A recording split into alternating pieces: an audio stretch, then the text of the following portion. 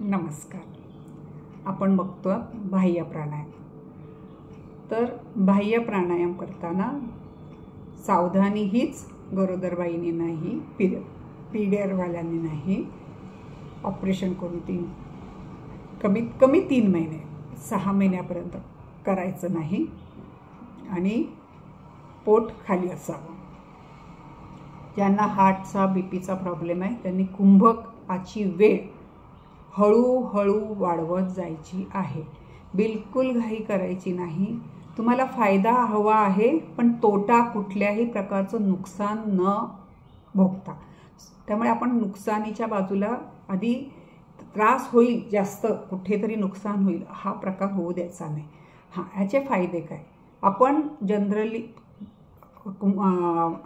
बाह्य प्राणायाम कपालभातीनंतरच केली जाते. कपालभातीमुळे तुमच्या शरीरात एक ऊर्जा निर्माण होते. तुम्ही श्वास सोडत सोडत सोडत जाता तेव्हा तुमच्या शरीरातले विकार बाहेर जात असतात आणि त्यावेळेला तुमच्यामध्ये एक ऊर्जा निर्माण होते. ती ऊर्जा, शरीरामधली ऊर्जा पोटामध्ये जी निर्माण झाली आहे ती पूर्ण शरीरात पोचण्यापर्यंत, पायाच्या अंगठ्याच्या बोटापासून ते मेंदूपर्यंत पोचण्यासाठी हा बाह्य प्राणायाम केला जातो. तुम्ही पूर्ण शरीराला कॉम्पॅक्ट करता. श्वास बाहेर घालून 3 बंद लावून पूर्ण शरीर कॉम्पॅक्ट करता, पूर्ण शरीर दाबून ठेवता आणि मग ते काय होतं, जेव्हा तुम्ही मोकळे होता त्याला तो जी ऊर्जा आहे ती बाउन्स बॅक होते, फोर्सफुली फेकली जाते आणि पूर्ण शरीरामध्ये नीट पोचली जाते. बाह्य कुंभक ज्यांना आध्यात्मिक उन्नती जास्तीत जास्त करायची, ज्यांना लवकर ध्यानाची स्थिती यायला पाहिजे, ज्यांना लवकर मनामध्ये एकाग्रता आणायची आहे, ज्यांना बऱ्याच गोष्टी अध्यात्मातल्या जास्तीत जास्त शिकायचं आहेत, स्वामीजी सांगतात की त्यांनी बाह्य प्राणायामचा वेळ आणि बाह्य प्राणायामची पुन्हा पुन्हा करायची हे जास्त वाढवत जा. म्हणजे आपण जनरली 3दाच करतो योग. आमच्या ज्या योग वर्ग आम्ही जे घेतो त्या क्लासमध्ये आम्ही 3दाच घेतो, कारण वेळेचा आपल्याला एक सिलेबस असतो. एवढा सिलेबस एवढ्या ह्याच्यामध्ये करायचा. 3दा किंवा 4दा, काही वर्गामध्ये 5दा घेतला जातो. तर तुम्हाला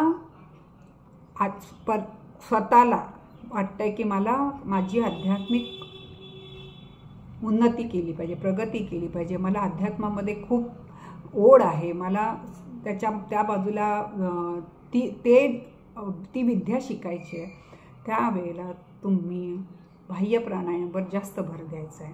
आणि मग हळूहळू 11 वेळा, 21 वेळा, 51 वेळा असं हळूहळू वाढवायचं आहे. पहिल्यांदाच सांगते, एकदम वाढवायचं नाही आहे.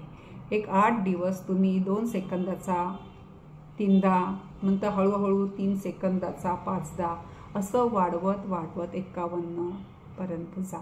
ह्याने तुमची आध्यात्मिक प्रगती व्हायला खूप फायदा होईल. तर एवढं लक्षात घेतल्यावर आता मुख्य बाह्य प्राणायाम कसा करायचा आहे. पहिला कसा, तुम्ही काही लोक मांडीवर दोन्ही हात अशा प्रकारे दाब देऊन ठेवतात, काही लोक मुद्रेमध्ये बसू शकतात. तुम्हाला जी स्थिती आवडते, ज्या स्थितीमध्ये तुम्ही व्यवस्थित करू शकाल ती स्थिती करा. श्वास भरा, पूर्ण श्वास भरल्यावर झटकन आता मला बोलता बोलता दाखवता येत नाही म्हणून मी आधी तुम्हाला सूचना देते आणि नंतर मी करून दाखवते. सोडल्या अर्ध्या सेकंदात तुमचा टॉयलेटचा भाग वरती खेचला गेला, बेंबीचा भाग आतमध्ये ढकलला गेला, हनुवटी तुमची छातीला लागली. ह्या स्थितीत तुम्हाला 1 सेकंद 2 सेकंद तुमच्या कॅपॅसिटीप्रमाणे बसायचं आहे आणि हळूहळू मान वर करून तिन्ही स्थिती, म्हणजे मान वर केल्यानंतर तुमचं उडियान बंद आणि मूलबंद सुटेल. आपण आता एकदा करून मी दाखवते.